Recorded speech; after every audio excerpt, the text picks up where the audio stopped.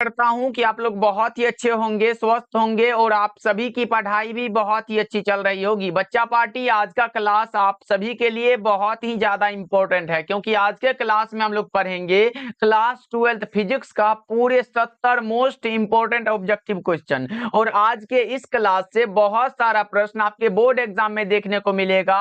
तो बच्चा पार्टी आज के क्लास को ध्यान से देखिएगा और आज के क्लास में दिए जाने वाले इन सारे प्रश्नों को आप लोग अच्छे से याद भी करते चलिएगा। ओके जी, चलिए फिर क्लास को स्टार्ट करते हैं। आप लोग भी हमारे साथ चैट सेक्शन में आंसर को लगाते चलिएगा, जिससे कि ये सारा प्रश्न आपको क्लास में ही अच्छे से याद हो जाएगा। देखिए, पहला नंबर सवाल आपके सामने है, आपके फोन के स्क्रीन पर है, लगाते चलिएगा। देखिए, पहला नंबर सवाल जो है वो पूछा गया है, प्रेरकत्व का मात्रक क्या होता है। अब आपसे पूछा गया है कि अन्योन्य प्रेरकत्व का मात्रक हेनरी होगा या फिर गॉस होगा।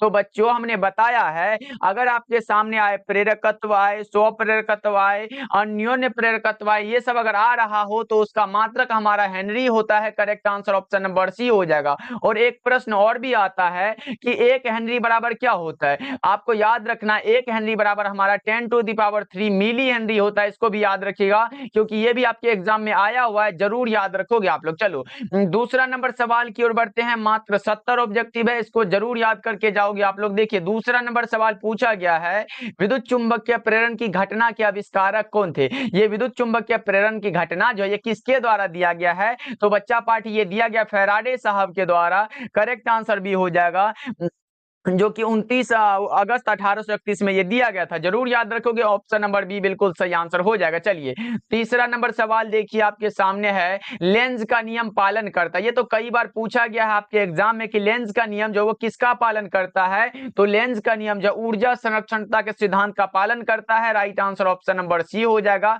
तो सभी बच्चा पार्टी क्या करेंगे, याद रखेंगे, बहुत इंपॉर्टेंट है। चलो अगला नंबर सवाल देखिए, फोर्थ नंबर सवाल है आपके सामने। ये तो बहुत इंपॉर्टेंट है, इसका राइट आंसर जल्दी से बता दो आप लोग। पूछा क्या गया है, 20 सेंटीमीटर और माइनस का 40 सेंटीमीटर फोकस दूरी वाले दो लेंसों के संयोग से बने समतुल्य लेंस की क्षमता क्या होगी। क्षमता पूछा गया, बहुत ही आसान है, क्योंकि हमने बताया है। देखो, एक को हम P1 मान लेते हैं, मान लो यहाँ पे निकालना हो तो एक को मान लो P1, और P1 बराबर कितना दिया गया है, 20 सेंटीमीटर दिया गया। और अगर सेंटीमीटर में दिया गया हो तो हमने पढ़ा है P बराबर हमारा क्या होता है बच्चा पार्टी, वो हमारा 100 बटा में फोकस दूरी होता है, जो कि 20 दिया गया है। तो 20 पंचे का 100 होता है, यानी कि 5 डायोप्टर इसका निकल गया। उसके बाद अगर हम P2 बराबर क्या लिखेंगे, P2 हम इसको मान लेते हैं माइनस का 40 सेंटीमीटर, तो माइनस का 40 हो जाएगा। और बराबर में हम लोगों ने इसके लिए भी पढ़ा है कि 100 बटा में क्या होता है, फोकस दूरी होता है। और फोकस दूरी माइनस का 40 है, तो माइनस ऊपर कर दो, 40 नीचे कर दो, 4 दूना के 8 हुआ,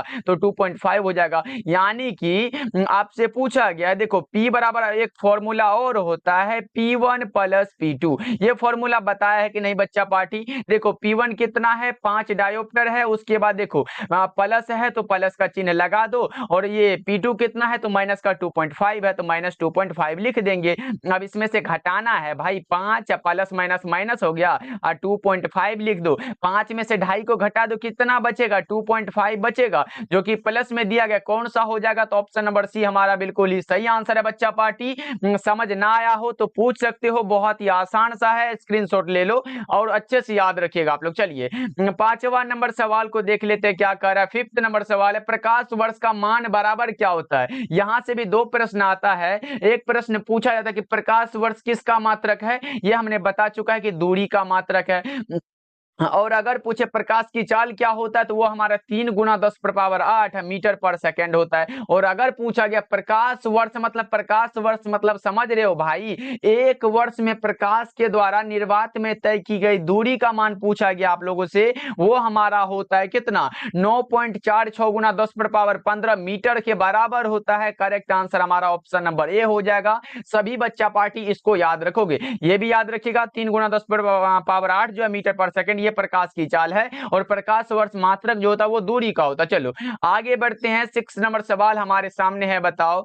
6 नंबर सवाल है, प्रकाश के तरंग गति सिद्धांत के अनुसार प्रकाश के वर्ण का निर्णायक कौन है, ये बताना है आप लोगों को। तो वो हमारा आवृत्ति होता है। करेक्ट आंसर ऑप्शन सी बिल्कुल सही आंसर है। और ये जो है प्रकाश के तरंग गति सिद्धांत किसके द्वारा दिया गया, तो हाइगेंस के द्वारा दिया गया। चलिए 7 नंबर सवाल को देखिए क्या कर रहा है। 7 नंबर सवाल है, किसी बिंदुवत स्रोत से परिमित दूरी पर तरंगाग्र कैसा होता है, गोलाकार होता है, कई बार हमने बता चुका है। 7 का राइट आंसर ए हो जाएगा। चलो 8 नंबर सवाल देखिए क्या कह रहा है। 8 नंबर सवाल है, पूर्ण आंतरिक परावर्तन की स्थिति में परावर्तन गुणांक का मान कितना होता है? 1 हो जाता है बच्चा पार्टी। ऑप्शन नंबर बी बिल्कुल सही आंसर है। और हाँ, जितने भी बच्चे अभी तक क्लास को लाइक नहीं किए हैं तो फटाफट से बच्चा पार्टी, जितने भी बच्चे क्लास को देख रहे हो सभी बच्चे क्लास के लाइक वाले बटन को दबा देना, जल्दी जल्दी से दबा दो बच्चा पार्टी। चलो आगे बढ़ते हैं 9 नंबर सवाल की ओर। 9 नंबर सवाल देखिए क्या कर रहा है, निम्नलिखित में किसका अपवर्तनांक सबसे अधिक होता है? ये तो कई बार हमने बता चुका कि हीरा का अपवर्तनांक सबसे अधिक होता है और वायु का सबसे कम होता है। हीरा का अपवर्तनांक 2.42 होता है बच्चा पार्टी, और वायु का जो होता है वो होता है 1.0003 होता है। इसको भी आप लोग याद रखिएगा, बहुत इंपॉर्टेंट। अगर पूछे कम किसका होता है, वायु लगाना, ज्यादा पूछे हीरा लगा के चले आना, बिल्कुल सही आंसर हो जाएगा। चलो 10 नंबर सवाल को देखिए क्या कह रहा है, दो उत्तल लेंस परस्पर संपर्क में रखे हैं तो उसका समतुल्य लेंस क्या होगा? देखो भाई, दो उत्तल लेंस ही है तो उसका समतुल्य जो होगा वो उत्तल ही होगा। राइट आंसर ए हो जाएगा। चलो 11 नंबर सवाल की ओर बढ़ जाते हैं। 11 नंबर सवाल कह रहा है क्या, देखो एक लेंस जिनकी फोकस दूरी 20 सेंटीमीटर है। देखो जी कितना आसान सा प्रश्न पूछा गया। एक लेंस है जिसकी फोकस दूरी 20 सेंटीमीटर दिया गया तो इसकी क्षमता क्या होगी? और हमने बताया अगर फोकस जो है, फोकस दूरी सेंटीमीटर में दिया गया तो P बराबर 100 बटा में फोकस दूरी वाला फॉर्मूला को यूज कर लेना। फोकस दूरी 20 सेंटीमीटर दिया गया तो 20 पंचे का 100 होता है। 5 डायोप्टर किस ऑप्शन में दिया गया? तो ऑप्शन नंबर डी बिल्कुल सही आंसर हो जाएगा। बच्चा पार्टी जरूर अच्छे से याद रखोगे, समझ ना आया हो तो फॉर्मूला को समझ लेना। चलो हम फॉर्मूला भी लिख दे रहे हैं यहाँ पर। P बराबर क्या होता है? 100 बटा में फोकस दूरी होता है, ये वाला फॉर्मूला होता है। और फोकस दूरी हमारे सामने 20 दिया गया था, इसलिए करेक्ट आंसर डी हो जाएगा। चलो आगे बढ़ते हैं। 12 नंबर सवाल देखिए क्या कह रहा है आपके सामने है, कांच से हवा में प्रवेश करते समय किस प्रकाश का क्रांति कोण सबसे कम होता है? सबसे कम होता है बैगनी रंगों के लिए और सबसे अधिक होता है लाल रंग के लिए, ये भी आप लोग याद रख लो। चलो आगे बढ़ते हैं। 13 नंबर सवाल देखिए, प्रकाश वर्ष किस भौतिक राशि का मात्रक है? प्रकाश वर्ष किस भौतिक राशि का मात्रक है? हमने बताया है कि दूरी का मात्रक है, मतलब दूरी का ही होगा। करेक्ट आंसर ए हो जाएगा। चलो 14 नंबर सवाल को देखिए बच्चा पार्टी क्या कर रहा है, समांतर सतह वाली कांच की पट्टी की शक्ति कितनी होती है? समांतर सतह वाली कांच की पट्टी की शक्ति 0 होती है। Correct answer option B right हो जाएगा। चलिए आगे बढ़ते हैं। अगला नंबर सवाल देखिए आपके सामने है 15 नंबर सवाल, एक पतले प्रिज्म द्वारा न्यूनतम विचलन का कोण जो होता है वो क्या होता है? तो सभी बच्चा पार्टी को याद रखना है, डेल्टा एम बराबर क्या होता है? वो हमारा होता है μ-1 होता है और इंटू में ए होता है। इसको याद रख लो। करेक्ट आंसर कौन सा हो जाएगा? ऑप्शन नंबर सी बिल्कुल सही आंसर है। सारे बच्चे याद रखोगे, सही जवाब सी हो जाएगा। चलिए अगला नंबर सवाल देखिए क्या कर रहा है। 16 नंबर सवाल, कांच के लिए क्रांतिक कोण कितना होता है? लगभग का 42 डिग्री होता है। सही जवाब ऑप्शन डी बिल्कुल सही आंसर हो जाएगा। 16 का डी लगाओ बच्चा पार्टी, सही हो जाएगा। चलो आगे बढ़ते हैं। अगला नंबर सवाल 17 नंबर सवाल देखिए, व्यतिकरण की घटना का कारण क्या होता है? व्यतिकरण की जो घटना का कारण है वो हमारा फेज डिफरेंस होता है, यानी कि कालांतर होता है। 17 का right answer option number A हो जाएगा। चलिए 18 नंबर सवाल है बच्चा पार्टी, फिजिक्स में 35 में 35 ऑब्जेक्टिव सही करवाना है भाई। उसके बाद फिजिक्स में हमें जो है बोर्ड एग्जाम की तरफ से 70 में 70 लाना है और स्कूल से तो आपको 30 में 30 मिलेगा ही, इसलिए घबराओ नहीं भाई। फिजिक्स में 90 प्लस लाना है आप लोगों को। देखो ये क्या कह रहा है, 18 नंबर सवाल है, हाइगेंस के अनुसार प्रकाश की तरंगे कैसी होती है? देखो हाइगेंस के अनुसार जो है वो प्रकाश की तरंगे जो है वो यांत्रिक और अनुप्रस्थ होती है। करेक्ट आंसर कौन सा होगा? Option number B right answer हो जाएगा। 18 का क्या लगाए हो? ऑप्शन बी बिल्कुल ही सही आंसर हो जाएगा। चलिए 19 नंबर सवाल देखिए क्या कर रहा है। 19 नंबर सवाल, प्रकाश के कणिका सिद्धांत के प्रतिपादक कौन थे? प्रकाश के कणिका सिद्धांत जो दिया गया था वो न्यूटन साहब के द्वारा दिया गया था बच्चा पार्टी। ऑप्शन बी बिल्कुल सही आंसर है, याद रखिएगा। और अगर आपसे पूछे द्वितीयक तरंगिकाओं की अवधारणा किसके द्वारा दिया गया था, तब आप हाइगेंस लगाना, बहुत इंपॉर्टेंट है, ये भी आया हुआ है। चलो आगे बढ़ते हैं। 20 नंबर सवाल देखिए क्या कर रहा है। 20 नंबर सवाल है, साबुन का बुलबुला सूर्य के प्रकाश में रंगीन दिखाई देता है, तो इसका कारण क्या है? साबुन का बुलबुला सूर्य के प्रकाश में रंगीन दिखाई देता है, इसका जो मेन कारण होता है वो होता है प्रकाश का व्यतिकरण, यानी कि इंटरफेरेंस ऑफ लाइट के कारण है। करेक्ट आंसर सी हो जाएगा। चलिए 21 नंबर सवाल देखिए क्या कर रहा है, जब जब प्रकाश की किरण एक अवरोध के किनारों से मुड़ती है तो यह क्रिया क्या कहलाती है? विवर्तन कहलाती है। भाई अगर 2 नंबर में भी पूछे विवर्तन किसे कहते हैं तो आप लगा देना, जब प्रकाश की किरण एक अवरोध के किनारे से मुड़ती है तो यह क्रिया हमारा विवर्तन कहलाती है। चलो आगे बढ़ते हैं। 22 नंबर सवाल देखिए क्या कह रहा है। 22 नंबर सवाल है, जीवाश्म की आयु पता की जाती है किसके द्वारा? कार्बन डेटिंग से। जीवाश्म की आयु कार्बन डेटिंग के द्वारा पता की जाती है। 22 का right answer option number A हो जाएगा। बच्चा पार्टी जितने भी बच्चे क्लास को लाइक अभी तक नहीं किए हैं सभी बच्चे क्लास को लाइक करते चलिएगा, तब पढ़ाने में एकदम मजा आ जाता है, इसलिए सभी बच्चे क्लास को लाइक करते चलिएगा। ओके चलिए आगे बढ़ते हैं। 23 नंबर सवाल देखिए क्या कह रहा है।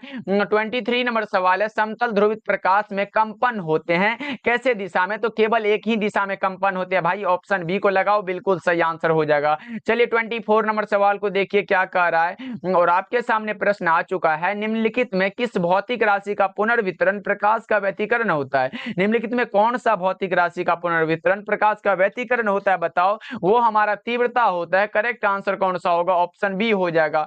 चलिए 25 नंबर सवाल है, फोटो इलेक्ट्रिक प्रभाव में प्रकाश विद्युत धारा स्वतंत्र है किससे? बताओ। फोटो इलेक्ट्रिक प्रभाव में प्रकाश विद्युत धारा किससे स्वतंत्र है? तो आपको याद रखना ये स्वतंत्र है आपतित प्रकाश की आवृत्ति से। सही जवाब क्या हो जाएगा? ऑप्शन नंबर डी हो जाएगा। चलिए 26 नंबर सवाल है बच्चा पार्टी, ये रहा 26 नंबर सवाल कर रहा है क्या? देखो, एक ही तरंग दैर्ध्य के इलेक्ट्रॉन तथा फोटोन की कौन सी भौतिक राशि है जो समान होती है, ये आपको बताना है। तो आप लगाओगे सर संवेग जो है यही तो समान होता है। करेक्ट आंसर सी हो जाएगा। चलिए फिर 27 नंबर सवाल है आपके सामने, बताओ।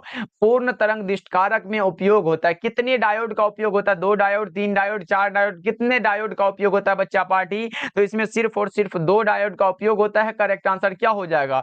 ऑप्शन ए बिल्कुल सही आंसर है। 27 का अगर आप लोग ए लगा रहे हो तो बिल्कुल ही सही आंसर है। लेकिन बच्चा पार्टी एक चीज याद रखोगे, यहां पूछा क्या गया? पूर्ण तरंग दिष्टकारक में। लेकिन अगर पूछे अर्ध तरंग दिष्टकारक में कितने डायोड का उपयोग होता है तो उसमें अर्ध वाला में 1 होता है डायोड का उपयोग, लेकिन पूर्ण तरंग दिष्टकारक में 2 डायोड का उपयोग होता है। दोनों को याद रख लो, दोनों में से अगर कोई भी एग्जाम में आ गया तो छोड़ के ना आ जाना। चलो आगे बढ़ते हैं। 28 नंबर सवाल देखिए क्या कह रहा है।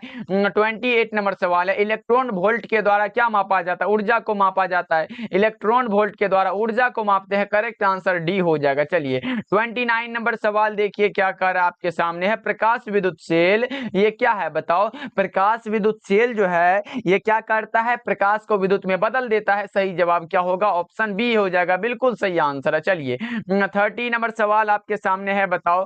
30 नंबर सवाल है, निम्न में से किस धातु का विद्युतीय कार्यफलन जो है वो न्यूनतम होता है, मतलब कम होता है, ये बताना है आप लोगों को।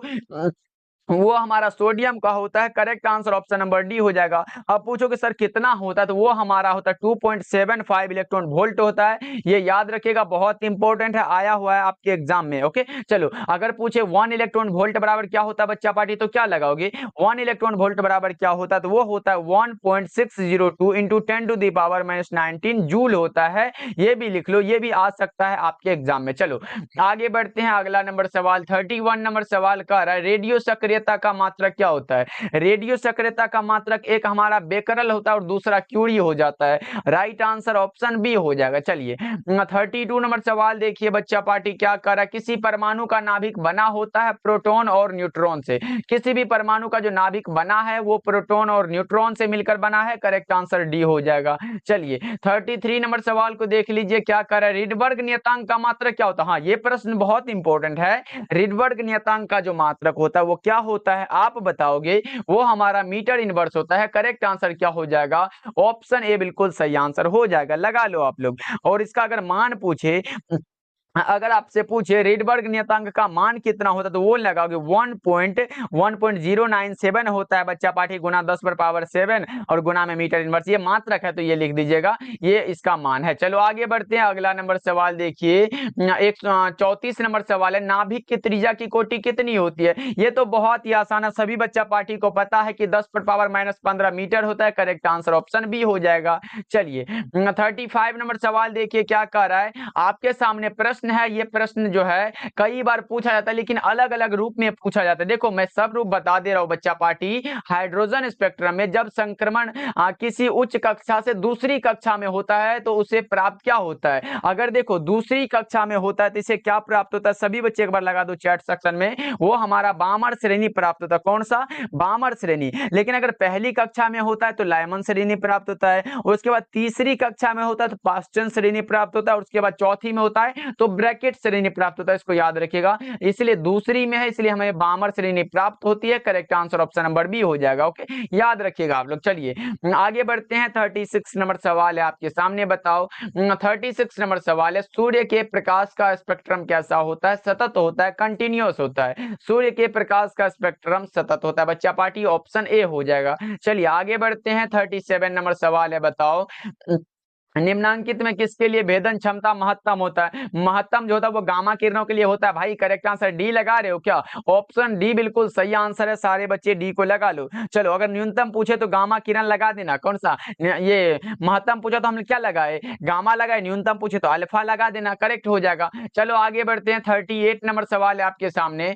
38 नंबर सवाल है, नाभिक की अभिक्रिया में संरक्षित रहता है कौन सा, तो वो हमारा कुल आवेश भी होता है, रेखीय संवेग भी होता है, कोणीय संवेग भी होता है। इनमें से सभी हो जाएगा। करेक्ट आंसर डी हो जाएगा। चलो आगे बढ़ते हैं। अगला नंबर सवाल 39 नंबर सवाल कह रहा है, किसी अर्धचालक का तापमान गुणांक का मान कितना होता है। किसी भी अर्धचालक का तापमान गुणांक का मान ऋणात्मक होता है। Correct answer option number B हो जाएगा। चलो 40 नंबर सवाल है बच्चों, क्या कह रहा है, 40 नंबर सवाल है आपके सामने है, और ये बहुत ही आसान है। देखो क्वेश्चन का ये आकार देख के मत घबरा जाना भाई, देखो कितना आसान सा है, मैं बता दे रहा हूं। देखो यदि किसी तर्क द्वार का निर्गम जो है y जो है का मान उसके दोनों निवेश यानी कि ए बी के गुना से प्राप्त होता है, तो ये कौन सा द्वार होगा। यानी कि देखो गुना से प्राप्त होता है, ए इंटू बी बराबर y हमने बताया है, और ये कौन सा गेट के लिए होता है बच्चा पार्टी, बताओ। हमने कई बार बता चुका कि ये एंड गेट के लिए होता है, तो बताओ ना कौन सा होगा।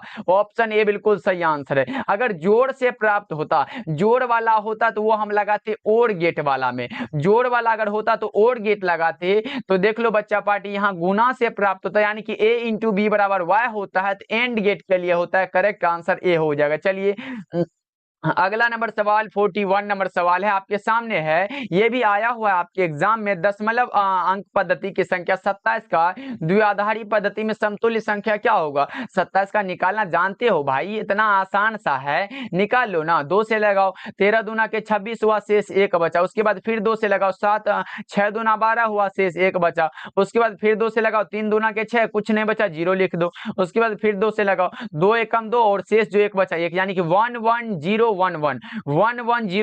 किस ऑप्शन में दिया गया, 11011 ऑप्शन नंबर डी में दिया गया। अगर आप डी लगा रहे हो तो बहुत ही अच्छा कर रहे हो बच्चा पार्टी, बिल्कुल सही आंसर है। चलो 42 नंबर सवाल देखिए क्या कह रहा है। 42 नंबर सवाल है, ट्रांजिस्टर के प्रवर्धन गुणांक की इकाई क्या होती है। तो भाई मैंने कितना बार बता चुका है, ट्रांजिस्टर का जो प्रवर्धन गुणांक है ये हमारा मात्रक विहीन होता है, इसका कोई मात्रक नहीं है। करेक्ट आंसर डी हो जाएगा। वैसे एम्पियर धारा का मात्रक है, वोल्ट विद्युत विभव का है, ओम जो है प्रतिरोध का है, तो ये सब कैसे हो सकता है। चलो 43 नंबर सवाल देखिए क्या कह रहा है। 43 नंबर सवाल है, दाता अपद्रव्य परमाणुओं की संयोजकता कितनी होती है। देखो दाता अपद्रव्य परमाणुओं की जो संयोजकता होती है वो 5 होती है। कितनी होती है बच्चों, 5 होती है। सही जवाब ऑप्शन सी हो जाएगा। चलो 44 नंबर सवाल को देख लेते हैं क्या कह रहा है।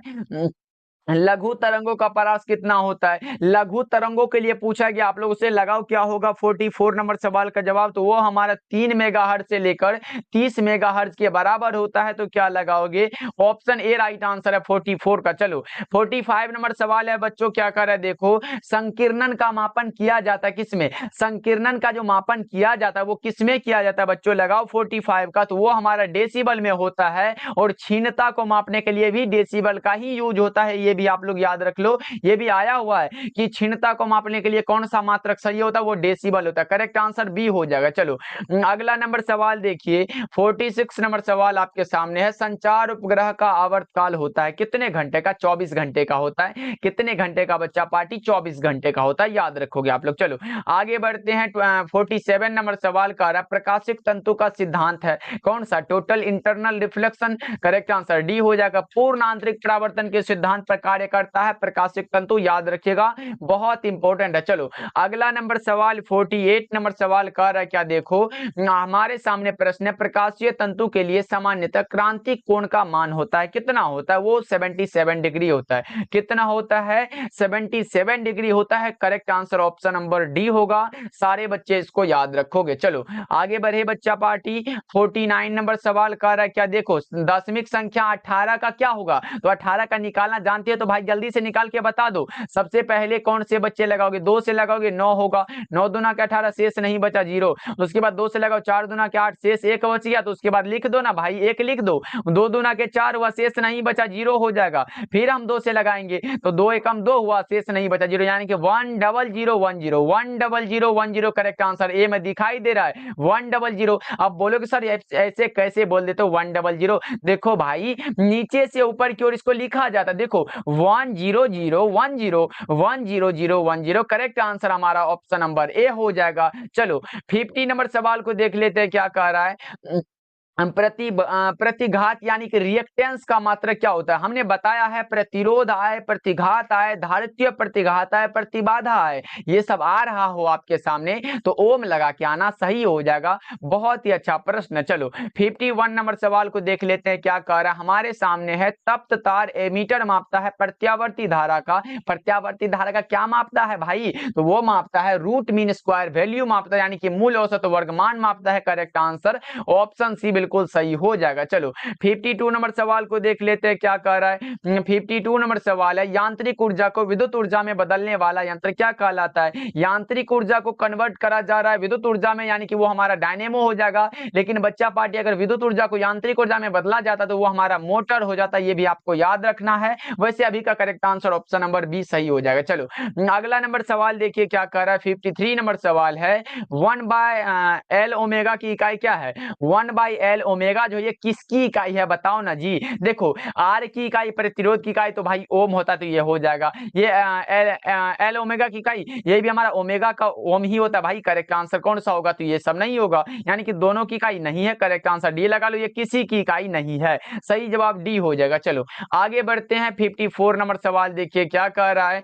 54 नंबर सवाल है, ध्रुव प्रबलता का SI मात्रक क्या होता है? ध्रुव प्रबलता का SI मात्रक एम्पियर मीटर होता है। ये तो कई बार आया हुआ है आपके एग्जाम में, तो बच्चा पार्टी इसको भूल ना जाना, बहुत इंपॉर्टेंट है। एक ऐसा ही करके आता है विद्युत द्विध्रुव आघूर्ण का, वो भी हमारा कूलम मीटर होता है, और ये हमारा एम्पियर मीटर ध्रुव प्रबलता का होता है। याद रखिएगा दोनों का। चलिए आगे बढ़ते हैं। 55 नंबर सवाल है, चुंबकीय फ्लक्स का SI मात्रक क्या होता है? तो चुंबकीय फ्लक्स को हम लोगों ने फाई के द्वारा सूचित किया है। तो फाई बराबर क्या होता है? फाई बराबर हमारा एक फॉर्मूला है B इंटू ए होता है। अब पूछोगे सर ये B क्या है? तो B हमारा चुंबकीय क्षेत्र जिसका की मात्रक क्या होता है? वेबर बटा में मीटर स्क्वायर होता है, और गुना में एरिया का क्या होगा? मीटर स्क्वायर हो जाएगा। मीटर स्क्वायर से मीटर स्क्वायर उड़ गया, हमारा बचा क्या? वेबर तो बचा, तो करेक्ट आंसर B को लगा लो। बहुत ही सही जवाब है। Correct answer option number B बिल्कुल ही सही आंसर है, याद रखिएगा आप लोग। चलिए अगला नंबर सवाल है बच्चा पार्टी, इसका स्क्रीनशॉट लेना, ये भी आ सकता है आपके एग्जाम में। चलो आगे बढ़ते हैं। 56 नंबर सवाल कह रहा है, किसी चुंबक का चुंबकीय आघूर्ण क्या होता है? ये तो बताया हमने कि सदिश राशि है। किसी भी चुंबक का चुंबकीय आघूर्ण सदिश राशि होता है, और हमने बताया है इसके लिए भी फॉर्मूला म्यू बराबर क्या होता है? आई इंटू ए होता है। आई इंटू ए होता है, धारा का हमारा एम्पियर हो जाता है, गुना में एरिया का मीटर स्क्वायर। यानी कि अगर पूछे चुंबकीय आघूर्ण का मात्रक क्या होता है? एम्पियर गुना मीटर स्क्वायर लगाना, और यह एक सदिश राशि है, वेक्टर क्वांटिटी है। चलो अगला नंबर सवाल 57 नंबर सवाल कह रहा है क्या, देखो पृथ्वी के चुंबकीय ध्रुव पर नमन कोण का मान कितना होता है? पृथ्वी के चुंबकीय ध्रुव पर नमन कोण का मान 90 डिग्री होता है। कितना होता है बच्चा पार्टी? 90 डिग्री होता है। लेकिन एक प्रश्न यहां से आता है कि विषुवत रेखा पर नमन कोण का मान कितना होता है? तो 0 डिग्री लगा देना ना। देखो विषुवत रेखा 0 डिग्री और इसके लिए पूछे चुंबकीय ध्रुव पर नमन कोण का मान 90 डिग्री लगा लेना, करेक्ट हो जाएगा। चलो 58 नंबर सवाल देखिए क्या कह रहा है। 58 नंबर सवाल है, धातु के बने किसी गोलक के चुंबकीय क्षेत्र में दोलन करने पर उसकी दोलन गति क्या होती है? ये बताना है, तो वो हमारा अवमंदित होती है। सही जवाब ऑप्शन बी होगा। चलो आगे बढ़ते हैं। अगला नंबर सवाल 59 नंबर सवाल है, कार्बन प्रतिरोध का कलर कोड में लाल रंग का मान कितना होता है? देखो जी हमने ट्रिक दिया है बीबी रोय जीबी वाला, बीबी रोय जीबी वाला ट्रिक लगाओ और काम हो जाएगा। 0 हुआ, 1 हुआ, 2 हुआ, 3 4 5 और 6 6, रेड के लिए 2 होता है, तो करेक्ट आंसर बी को लगाएंगे। बस इतना ट्रिक को याद रखो और 2 से 3 नंबर ऑब्जेक्टिव में सही करके आओ भाई। हम गारंटी लेते हैं कि 2 से 3 नंबर का इससे पूछा जाएगा कौन सा कलर कोड का मान कितना होता है, तो इसको याद रख लो, बीबी रॉय जीबी, बस ट्रिक को याद रख लो, बीबी रॉय जीबी। चलो आगे बढ़ते हैं, 60 नंबर सवाल आपके सामने है, बताओ 60 नंबर सवाल है, सौर सेल पैनल का उपयोग किया जाता है कृत्रिम उपग्रह में। सौर सेल पैनल का उपयोग होता है कृत्रिम उपग्रह में, राइट आंसर ए हो जाएगा। चलो 61 नंबर सवाल की ओर देख लेते हैं, विद्युत हीटर में जिस तत्व का व्यवहार किया जाता है वो कौन सा होता है, नाइक्रोम का होता है, सही जवाब डी हो जाएगा। चलो आगे बढ़ते हैं, 62 नंबर सवाल देखिए क्या कह रहा है। 62 नंबर सवाल है, विद्युत परिपथ में विभवांतर को मापा जाता है। देखो विभवांतर को वोल्ट में मापा जाता है, ये देखो एम्पियर को धारा, ये ओम प्रतिरोध, और इसके बाद कौन सा वाट है तो शक्ति हो जाएगा, ये सब होता है, लेकिन वोल्ट में जो है विद्युत विभवांतर को मापते हैं, करेक्ट आंसर बी हो जाएगा। चलो आगे बढ़ते हैं, अगला नंबर सवाल 63 नंबर सवाल है, बताओ किलोवाट घंटा किसका मात्रक है। किलोवाट घंटा जो मात्रक होता है ना वो ऊर्जा का होता है। किलोवाट घंटा किसका मात्रक है बच्चा पार्टी, ऊर्जा का मात्रक है, सही जवाब ऑप्शन नंबर बी होगा। अगर आप बी लगा रहे हो तो बहुत ही अच्छा है। चलो आगे बढ़ते हैं, 64 नंबर सवाल है आपके सामने, बताओ 64 नंबर सवाल है, विद्युत धारिता के लिए कौन सा मात्रक सही है। विद्युत धारिता के लिए मात्रक सही होता है वो हमारा फैराड होता है। तो हमने बताया बच्चा पार्टी विद्युत धारिता को सी के द्वारा डिनोट करते हैं, और सी बराबर क्या होता है, क्यू बटा में भी होता है, यही तो होता है। और अगर पूछे 1 फैराड बराबर क्या होगा, वो हो जाएगा 1 कूलम प्रति वोल्ट होता है, ये भी आप लोग याद रख लो, ये आया हुआ है आपके एग्जाम में। चलो आगे बढ़ते हैं, अगला नंबर सवाल देखिए, 65 नंबर सवाल है, विद्युत क्षेत्र की तीव्रता क्या है। विद्युत क्षेत्र की तीव्रता हमारा सदिश राशि है, ये भी आया हुआ एग्जाम में। विद्युत क्षेत्र की तीव्रता को हम लोग ई के द्वारा डिनोट करते हैं, और ई बराबर एफ बटा में क्यू फॉर्मूला है, इसका मात्रक न्यूटन प्रति कूलम हो जाता है, इसको याद रखिएगा। चलो आगे बढ़ते हैं, 66 नंबर सवाल आपके सामने है, बताओ 66 नंबर सवाल है, किसी धातु का परावैद्युतांक होता है अनंत। किसी भी धातु का परावैद्युतांक अनंत होता है, करेक्ट आंसर आप डी लगा लो। चलो आगे बढ़ते हैं, 67 नंबर सवाल है, किसी वस्तु का परावैद्युत स्थिरांक हमेशा अधिक होता है, किससे अधिक होता है, वो 1 से अधिक होता है। किसी भी वस्तु का जो है परावैद्युत स्थिरांक अधिक होता है 1 से, जरूर याद रखिएगा आप लोग। चलिए 68 नंबर सवाल को देखते हैं क्या कह रहा है, किसी विद्युत क्षेत्र में चालक को रखने पर उसके भीतर विद्युतीय क्षेत्र का मान क्या होगा, उसके भीतर का बात हो रहा है, शून्य हो जाता है, करेक्ट आंसर सी हो जाएगा। चलिए अगला नंबर सवाल 69 नंबर सवाल आपके सामने है बच्चा पार्टी, बताओ विद्युतशीलता का मात्रक क्या होता है। विद्युतशीलता यानी कि आपसे पूछा गया परमिटिविटी, जिसे हम लोग एप्सिलॉन नोट बोलते हैं बच्चा पार्टी। एक हमारा फैराड पर मीटर वाला मात्रक होता है, और दूसरा मात्रक जो होता है वो कौन सा होता है, ये आप बताओगे तो बोलोगे सर Q1 Q1 Q2 बटा में जो होता है एफ आर एस पर फॉर्मूला जो है हमारा, अगर इससे निकालते हैं ना तो Q1 Q2 यानी कि C गुना C बटा में क्या होगा, फोर्स का न्यूटन होता है, और ये आर स्क्वायर मतलब मीटर स्क्वायर में लिख सकते हैं इसको, यानी कि हमारा जो करेक्ट आंसर होगा सी गुना सी बराबर सी स्क्वायर बटा में क्या होगा, न्यूटन मीटर स्क्वायर हो जाएगा। तो यही वाला तो पूछा गया आप लोगों से, अगर इसको ऊपर ले गए तो हमारा सी स्क्वायर हो जाएगा, यानी कि एन इनवर्स हो जाएगा, और एम इनवर्स 2 हो जाएगा, यही तो हो जाएगा। देख लो किस ऑप्शन में ये दिया गया, correct answer option number A में दिया गया। लेकिन बच्चा पार्टी एक और प्रश्न आता है कि 1/4 pi epsilon note 1/4 pi epsilon note का जो मात्रक होता है वो कितना होता है, तो इसी को उल्टा करके लिख देना, यानी कि सी स्क्वायर है, सी स्क्वायर को नीचे कर देना, और ये एन एम स्क्वायर जो है इसको ऊपर कर देना, जो निकल के आएगा वही आपका मात्रक हो जाएगा। इतना तो कर सकते हो आप लोग। चलो 70 नंबर सवाल को देखते हैं, और ये आज का क्लास का लास्ट सवाल है आपके सामने है, प्रति इकाई आवेश पर लगने वाले बल को क्या कहते हैं, विद्युतीय क्षेत्र कहते हैं। क्या कहते हैं, विद्युत क्षेत्र कहते हैं। देखो डिफिनेशन में ही हमारा फॉर्मूला छिप जाता है, प्रति इकाई आवेश पर लगने वाले बल को, आवेश पर लगने वाले बल को क्या कहते हैं, विद्युत क्षेत्र कहते हैं। यही तो पूछा गया, तो देख लो ना, तो क्या हो जाएगा, यही तो पूछा गया, करेक्ट आंसर सी हो जाएगा। बहुत इंपॉर्टेंट है, जरूर याद रखिएगा। और बच्चा पार्टी हमने एप्सिलॉन नोट के बारे में ये तो बताया नहीं,